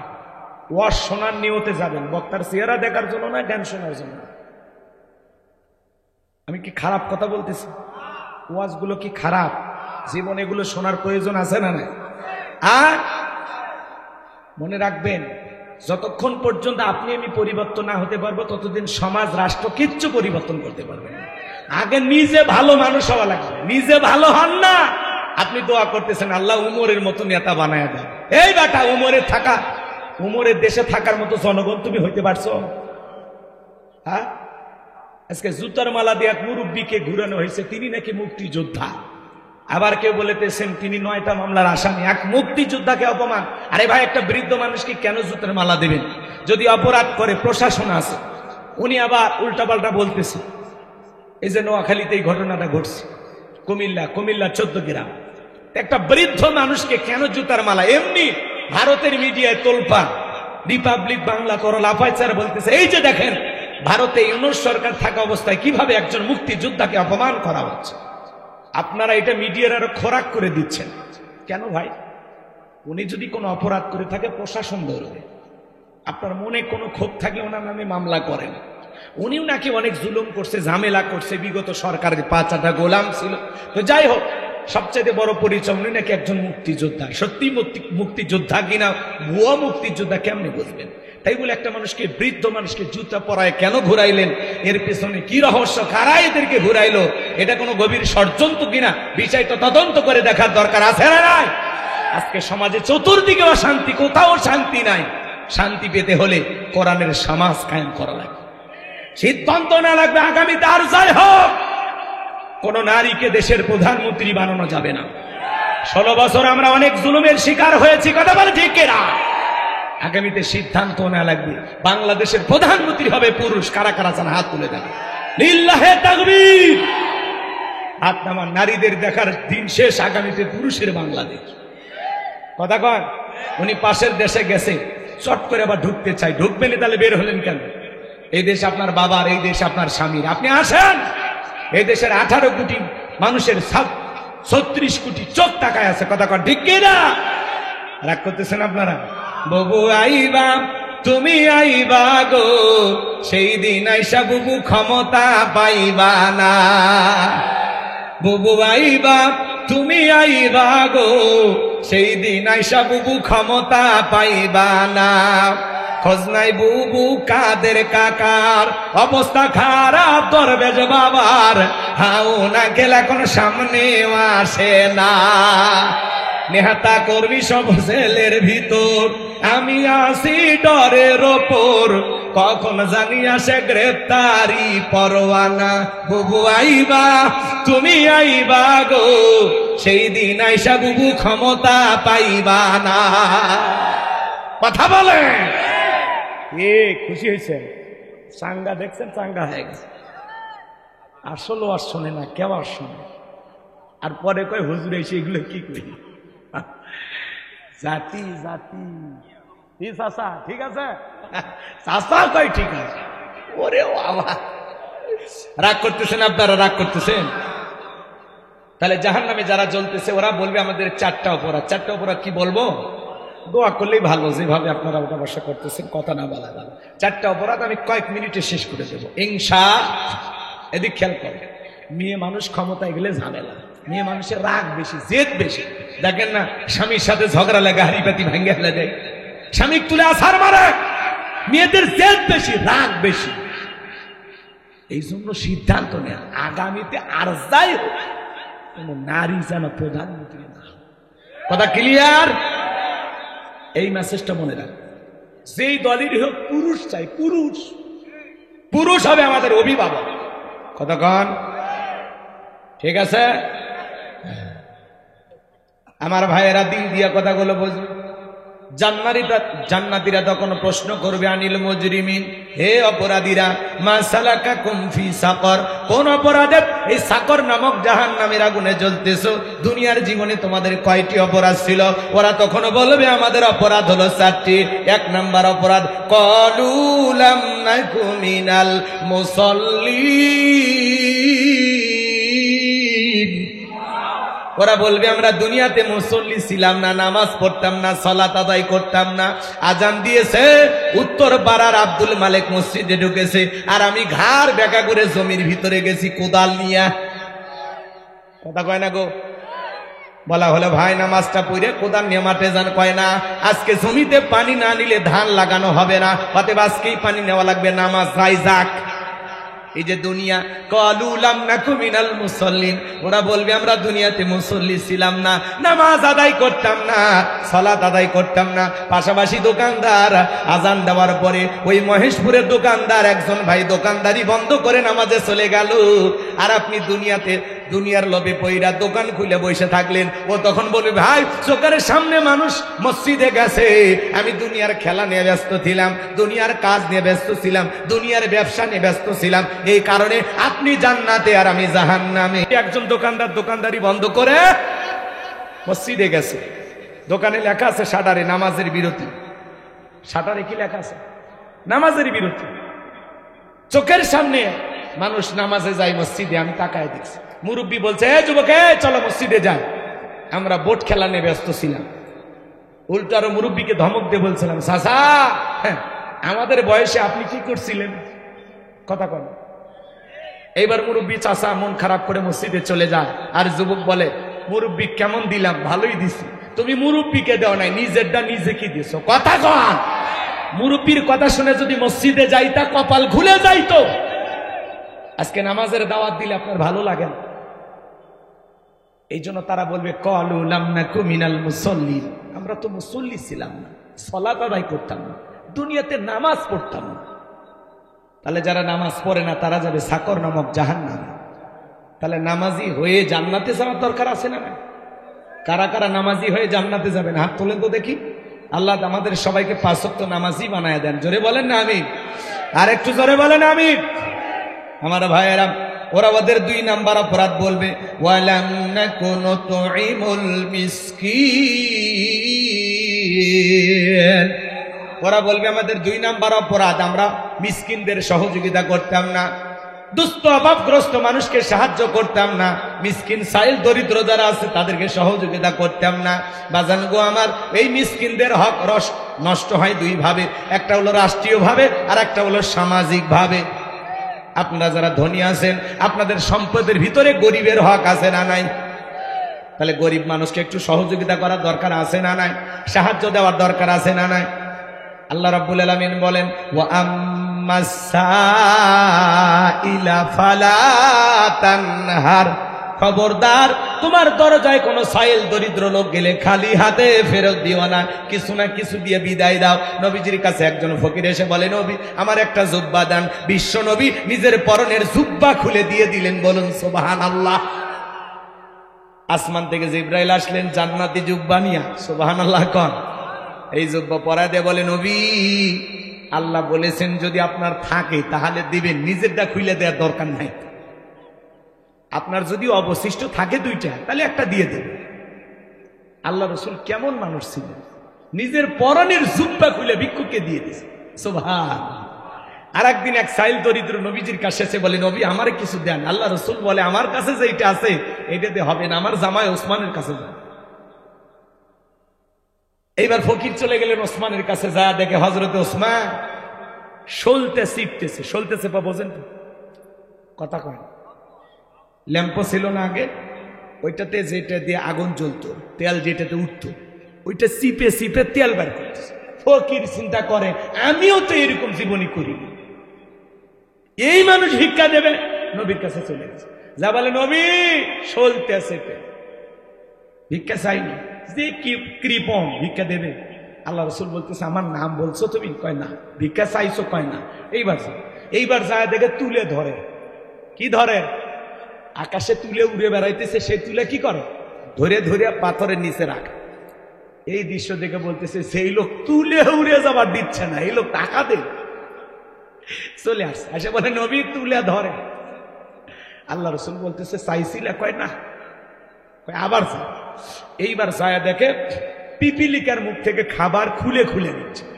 ওই চিন্তা করে আমি ভিক্ষুক হয়ে জীবনে এই কাজ করি, পিঁপড়ের মুখ থেকে যে লোক খাবার খুলে খুলে নিচ্ছে সেই লোক ভিক্ষা দেবে। চলে গেছে। যা কয় নবী পিপিলিকার মুখ থেকে খাবার নেই, এই মানুষের কাছে ভিক্ষা চাওয়া যায়? আমার নবী বলে তুমি যাই আমার কথা বলবা, কি করে না করে কিচ্ছু দেখবা না, যাও। এইবার জায়া দেখে ওসমান কোনো কাজ করতেছে না, বসে আছে। এবার সুযোগ পাইছে, ভয়ে ভয়ে বলতেছে বিশ্ব নবী আপনার কাছে আমার পাঠাইছে, কি দিবেন বলেন।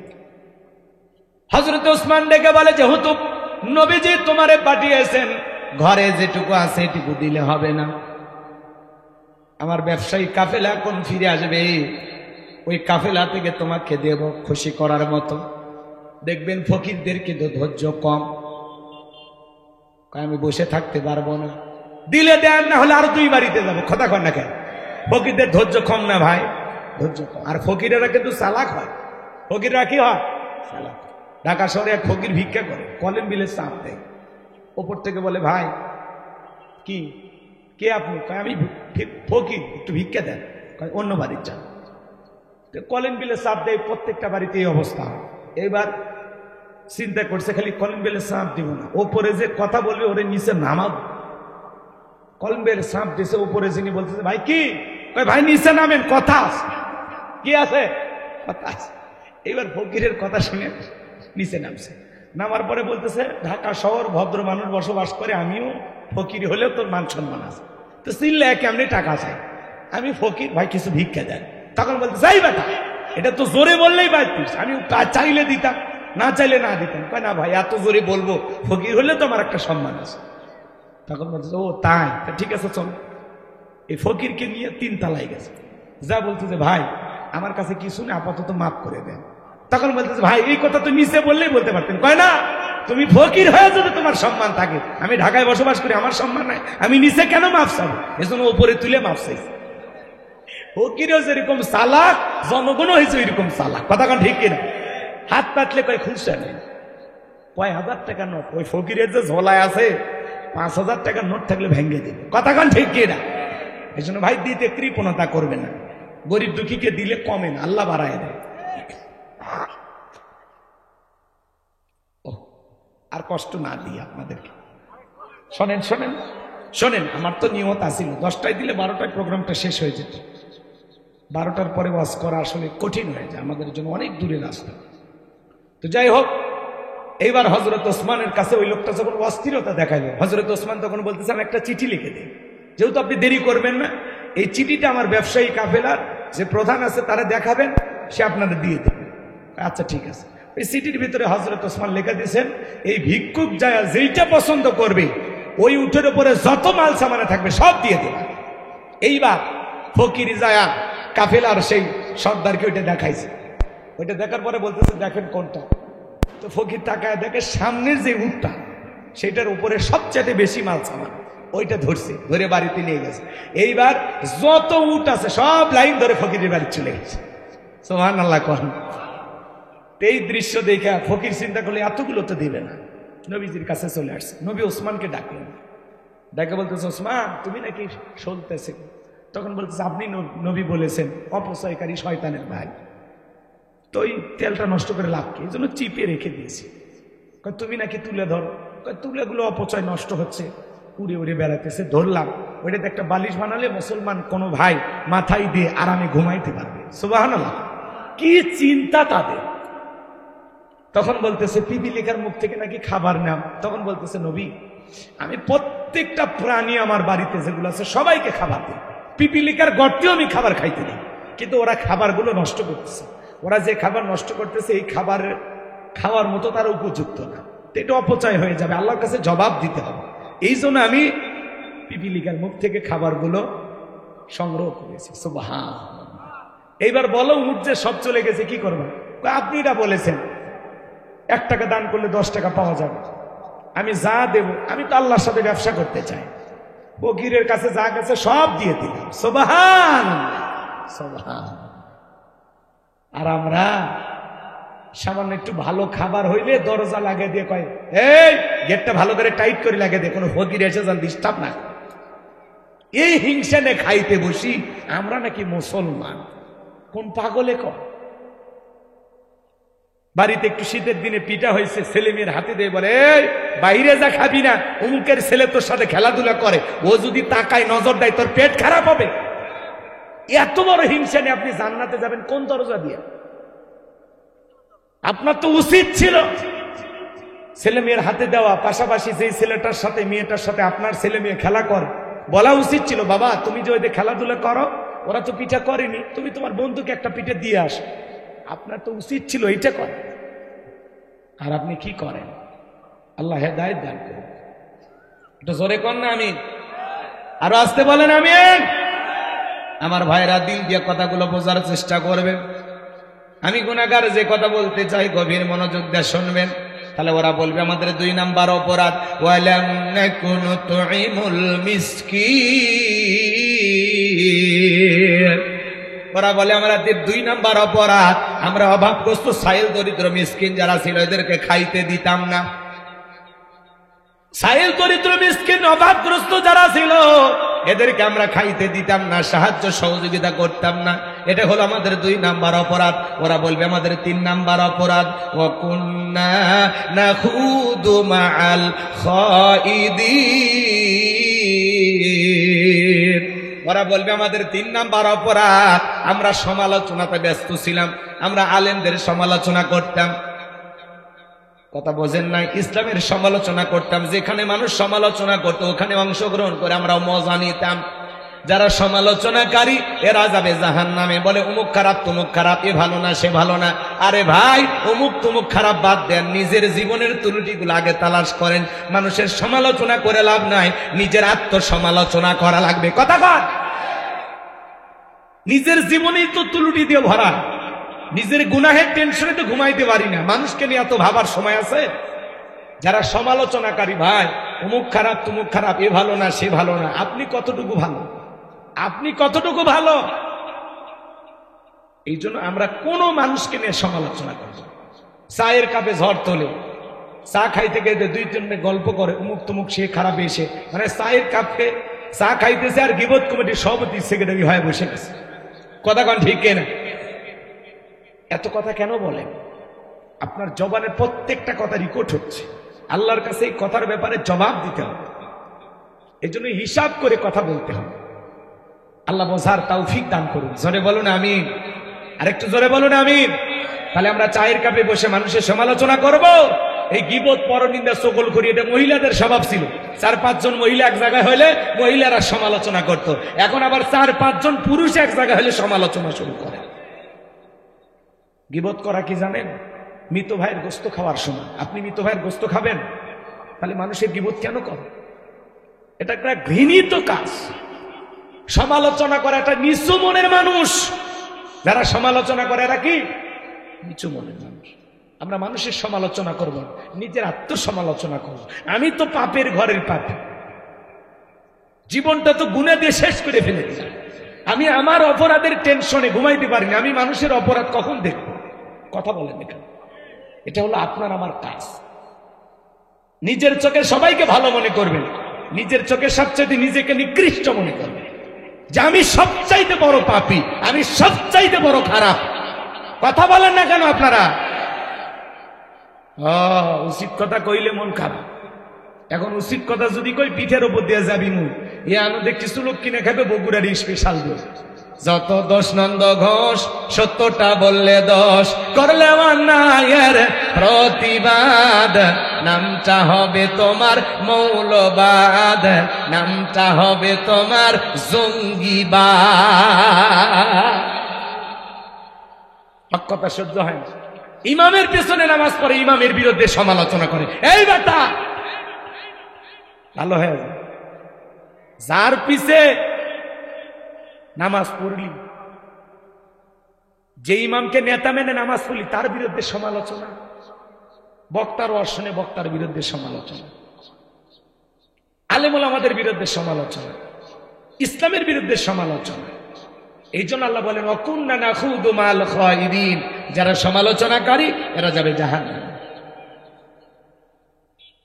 আবার অনেকে ধারণা পোষণ করে, একজন মোটরসাইকেল নিয়ে একটা মেয়েকে নিয়ে যাচ্ছে, ওই মেয়েটা বউ, বোন না মা কিচ্ছু বোঝে না, মোটরসাইকেলে নিয়ে যাচ্ছে, কয় এই এটা মনে হয় জিনিস।